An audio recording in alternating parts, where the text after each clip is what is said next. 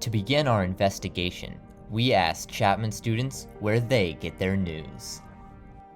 I get my news primarily through Instagram. Mostly on Instagram or sometimes through the newsletter that Jerry Price sends. I love the Kumquat. I think it really provides a very trustable news source. For news-wise, I don't really use any campus resources to read news. I guess Fizz. Looking at posters around campus and then following social media, a bunch of the different pages for clubs, groups, and organizations, such like that. I do not read the Panther.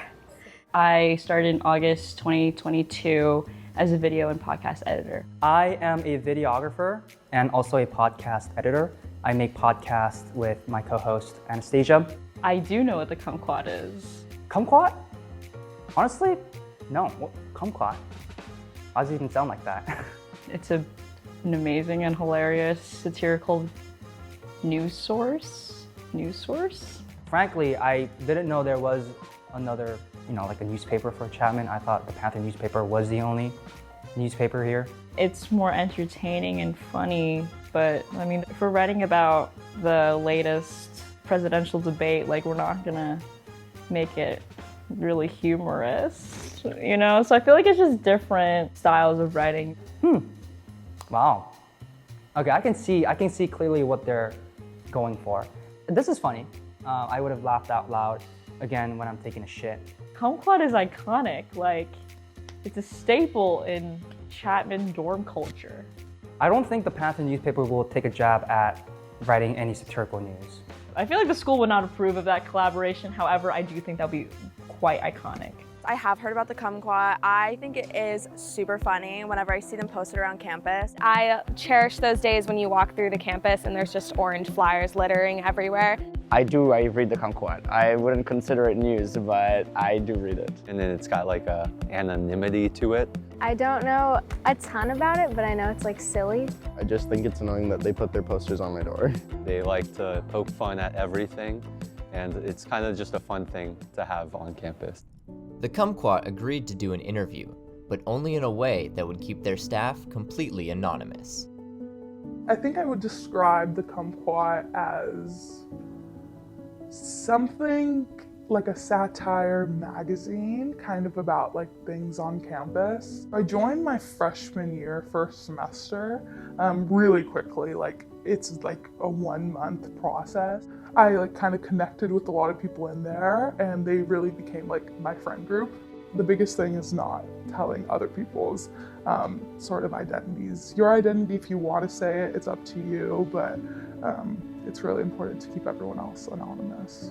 I've gotten really drunk and just blurted it out, whoops. For me, a lot of my stories are real, but they just kind of have been super blown out of proportion and in crazy ways.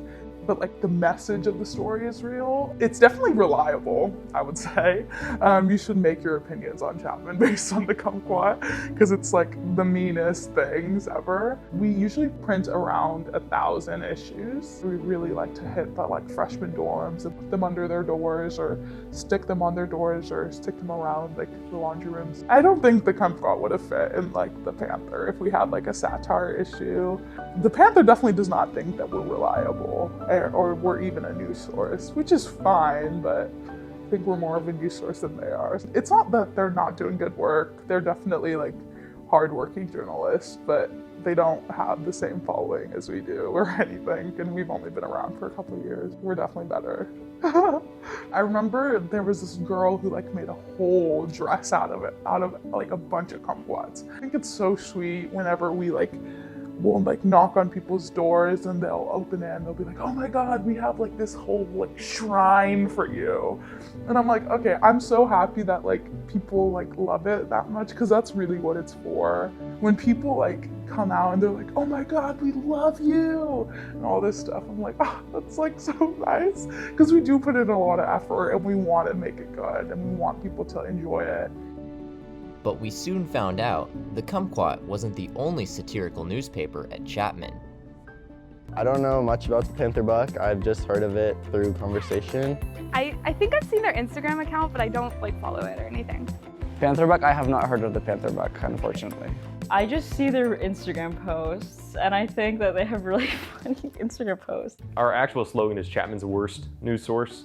I did a lot of satire news in high school, obviously not under the Panther buck, but when I found out there was a satire news pseudo club at Chapman, I was very interested.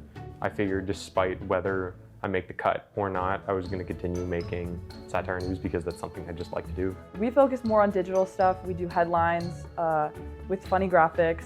I know the Kumquat recently started doing that after we started doing it, which is to be noted maybe. We've poked fun at them a little bit just because we have less followers and it's sort of punching up. Do we have beef with the Kumquat? Kumquat, if you have beef with us, make it public, make it known.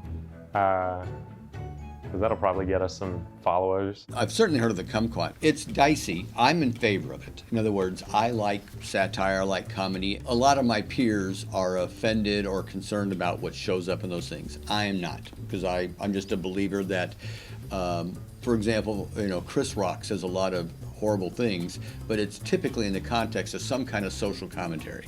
And so I'm okay with that type of thing, that someone would say something that's rather off color in the Kumquat, but it's making a point, that's okay. Well, there you have it. The Panther, the Kumquat, and the Panther Buck. 3 news sources of varying reliability.